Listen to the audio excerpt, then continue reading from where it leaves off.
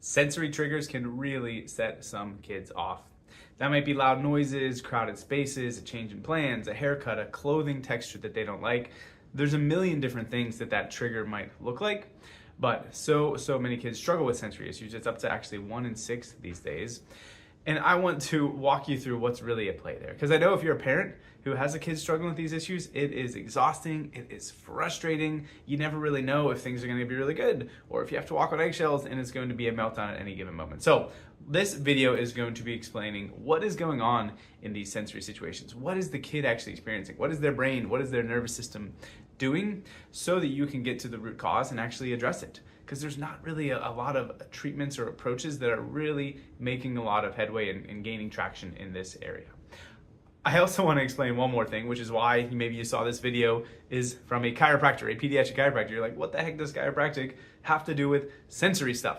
Let's answer that as well, because there is such a key connection.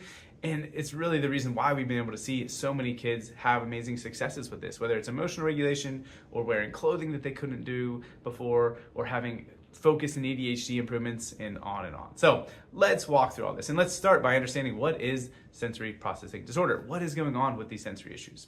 Well, basically it's when the body's nervous system, when that child's nervous system becomes completely overwhelmed by their environment, by the intensity or the types of different sensory stimuli that they are taking in. And there's really 2 different routes that this can happen.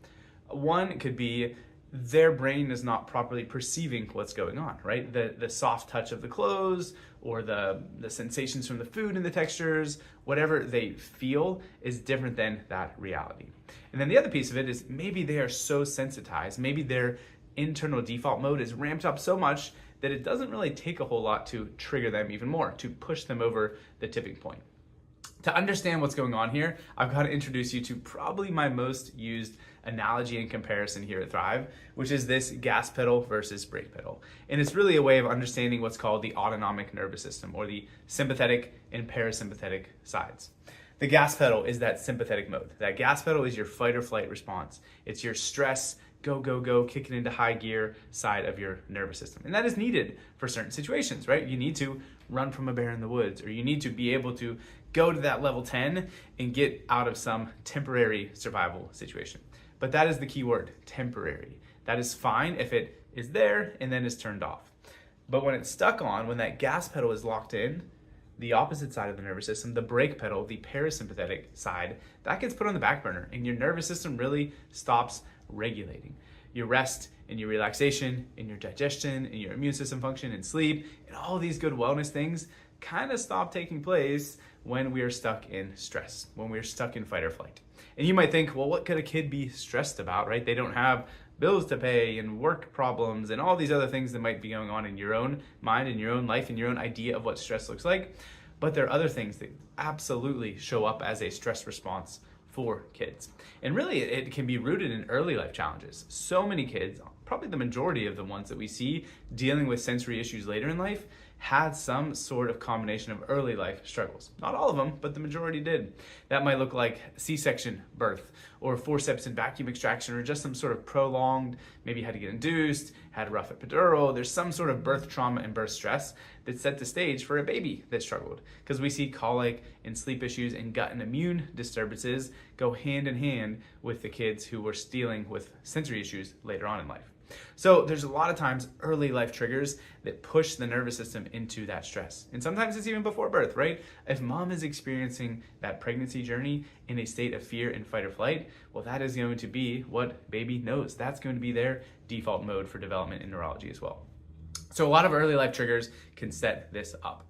And the other piece of it that then can connect back to what we're talking about with chiropractic is where that stress shows up. So when we're stuck in fight or flight, what that really means is that brake pedal, run primarily through your vagus nerve, isn't turned up enough. It isn't functioning at its fullest strength.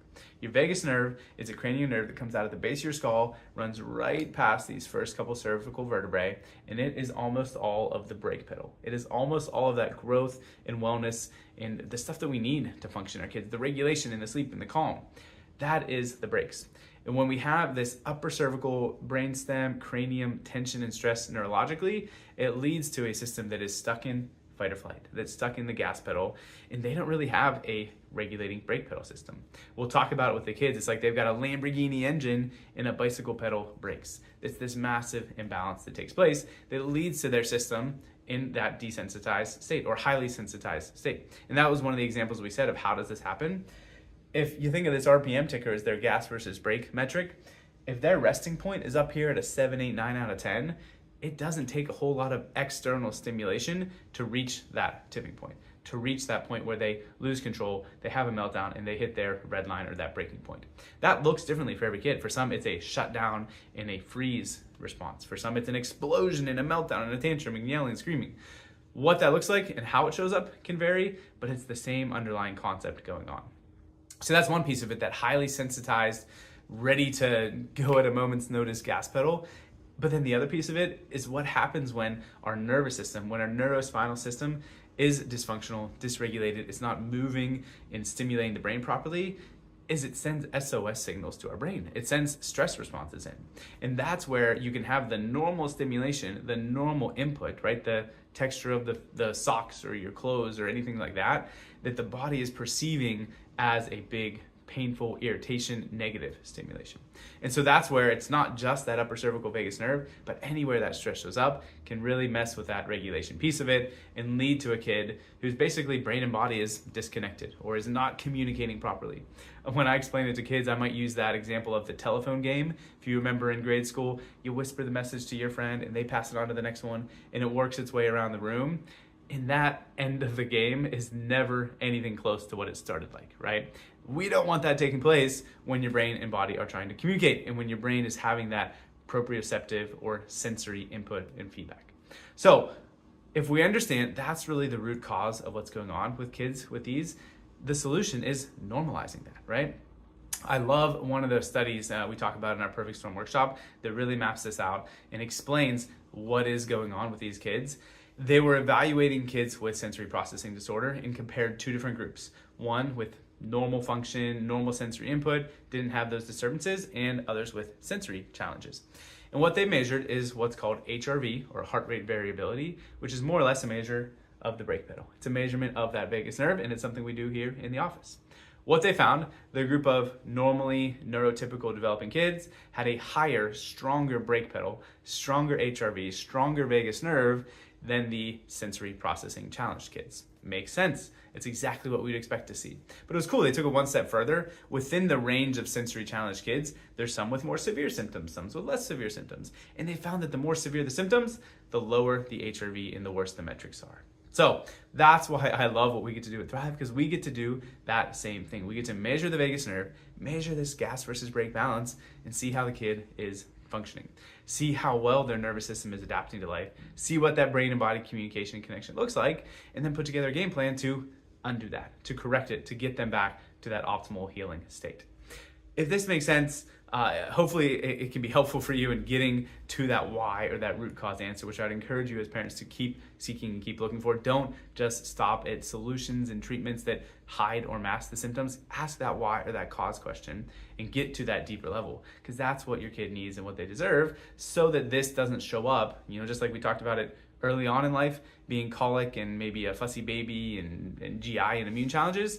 If they don't get rid of this challenge, it shows up later as anxiety and ADHD and other things too. They don't grow out of it. They just grow into the next iteration and variation. So we've got to address it. If this makes sense, please reach out. If you want to get your kids scanned and see what their nervous system looks like, send us a message here, call the team. We'd love to answer any questions you got and walk through what does that look like? How do we measure that stress? And then what does it look like to help them heal and help them adapt as well as possible? So if that's where you're at, you're frustrated, you're sick of just the wait and see, they'll grow out of it approach, you're at the right place, and we're happy to help. Have a great day, guys, and can't wait to meet you soon.